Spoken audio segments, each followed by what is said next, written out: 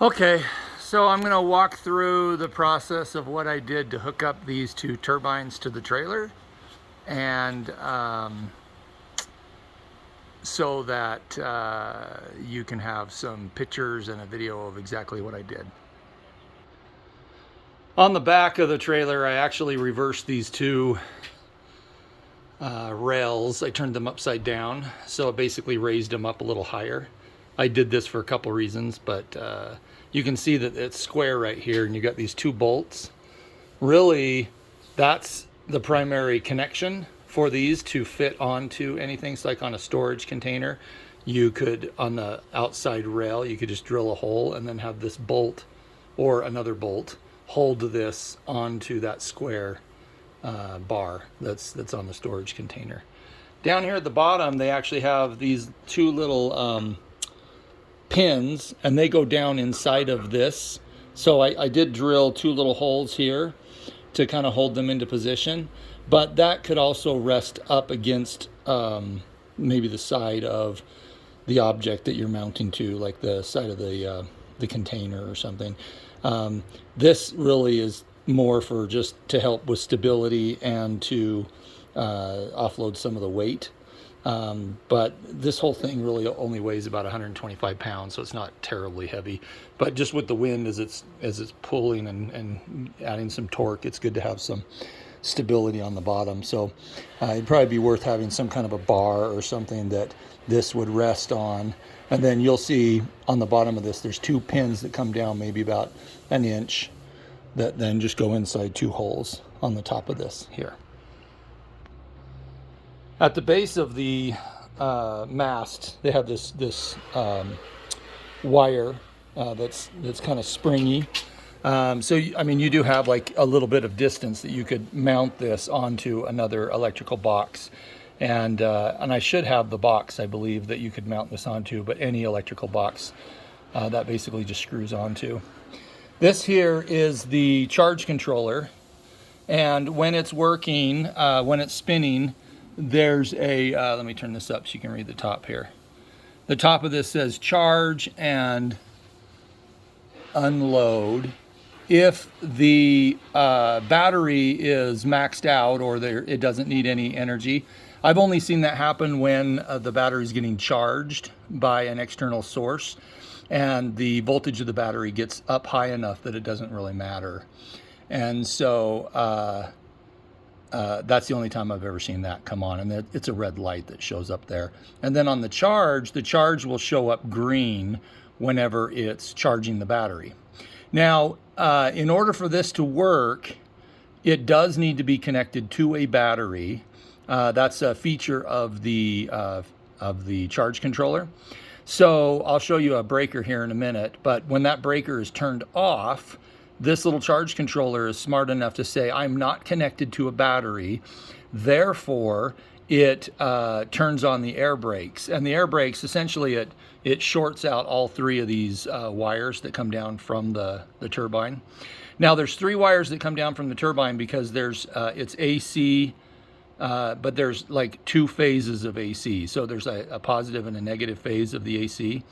And these three wires come down, they go into the charge controller, and then this charge controller converts the wind turbine's AC into a more standard 48 volt DC. And you can see here on the top, it's a little dirty, but right there's a little check mark on 48 volts. So this is a 48 volt charge controller. And that's about it. Now, when you connect this to the battery, this is super important. Make sure that you pay close attention to the red and the black, because you do need to connect this to the battery with the right polarity. If you get the polarity mixed up, you can burn these little guys out. They're not terribly expensive, but it's just another hassle that you wouldn't want to have to deal with. So just know that when you are connecting the battery, you want to make sure that the red is on the positive and the black is on the negative. So you're gonna have to track your wires. It goes into the battery, however you choose to connect to the battery, but I'll show you what I did on mine. And then here's the other side. This is the other turbine. Again, it's identical. Comes down to its own charge controller. So each wind turbine will have its own charge controller, And then from that charge controller, it then goes into the wire and connects down. Now there's a wire right here that I will include. This is what runs up the length of the trailer. And that should give you enough distance to be able to reach the battery or reach the trailer. So I think, you know, and if you do need more wire, you can just match the gauge of this guy. He's not terribly heavy, but you know, you want to match the gauge, go something heavier. This wire that I have here is just temporary. It's definitely not to spec. So you're going to want to match more of this gauge wire here. So. And then with the 2 turbines here at the end of the trailer, what I did was I had this charge controller connected to this charge controller that is then in parallel and connected to the batteries. So you'll see that this wire comes from the first wind turbine and then it comes over here to the second turbine. And so they're both connected, and then from there they connect onto this main wire that goes up the trailer. So you can have these in parallel. You can have these little charge controllers in parallel, but again, make sure that you connect positive to positive and negative to negative when connecting them. And you don't want to connect these in series. You want to make sure that they're in parallel. Now I'm at the other end of the trailer. Again, this wire that I was using, it's more speaker wire. It's really not to spec.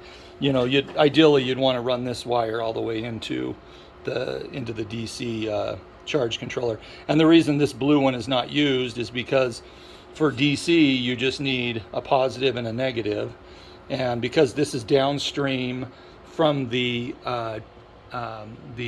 turbines charge controllers down there, I just have a positive and a negative 48 volts that comes from both of them.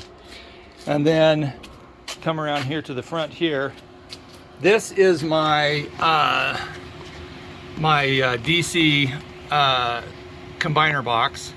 I'm going to include this breaker, which is definitely overkill. Like, you're never going to have that many amps coming in from the wind turbines.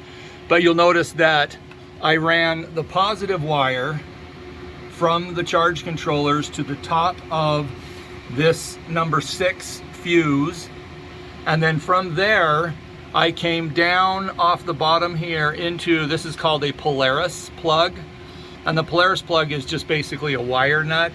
It just allows you to connect these 3 wires together. It's not anything too fancy. Well, that wire there's a little loose. I have to double check that. And then this red wire here is what goes down to the battery. And so the battery, that's basically the power that comes in from the battery. Now this configuration that you see here, this is the configuration that they did the lights in. So when we were, when you turn on the lights on a trailer, and that's why I borrowed this Polaris plug and this breaker here, so that I just followed that paradigm of how they were running the lights to hook into this. And normally this red wire here will most likely come straight onto the bottom of breaker number 5. So you can see breaker number 5. That breaker number 5 is what powers the midnight charge controller. And so if I turn this off, well, let me turn off my solar first. It's always good to turn the solar power off before I turn off the midnight charge controller. So now when I turn off this, you'll notice that the power will shut off to the midnight charge controller. And so that is what essentially I just took this wire that used to go in there, run it into the Polaris plug, so then I could have both of those wires going into both of the breakers. Okay, I think that's pretty much it. It's not terribly complicated. I'm not 100% sure if that is the right way to hook it up. If you've got someone out there that knows solar, it'd probably be good to have them just verify that that looks, you know, the right way to do it. As a footnote, over here to the right of the master Sunny Island, this right here, this is called a shunt or a current sensor, and this is what measures how much current is going into the battery, in or out of the battery. And I believe that the power that's coming from the midnight charge controller does come through the shunt. It's ideal, you want the wind turbines to actually go through the shunt here as well, because as they're pushing power to the battery, it allows the Sunny Island to be able to read and monitor how much current is going into the battery. So now I'm going to go ahead and turn on my two solar panel arrays, which should start increasing. Yeah, you can see the watts and stuff starting to increase on the Sunny Island. It's up to like 30 amps. So this is measuring the amperage. Now, just as a little footnote here, so you can see, like, I'll let this stabilize here. It's around 42 volts, or I'm sorry, 42 amps. I don't know if you can read that okay. But if I come over here and I go down to meters, which is the 100 menu item, go in there and then go down to battery, which is menu item 120, and you select that. You can go through some battery sensors. So this is the battery state of charge, the battery voltage. But as you go down here, number 6, so number 6 in that menu is total battery current. And this is currently reading, I'll try to get a little closer here, it's currently reading 25 amps, 25.5 amps. If I come over here and look at the midnight charge controller, you can see that it is pushing 26 amps, or no, 25, yeah, it's about right. So that's how you know that your current sensor is working and it's detecting the power that's coming from the solar, and in this case also from the wind turbines. Hopefully this was helpful. If you don't see a proper battery current sensor here, then there's another thing you need to do on your trailer, and you can reach out to me and I'll give you a different video just to double check something else. Anyway, hope this video is helpful, and I'll start taking the wind turbines down off my trailer now. Okay, goodbye.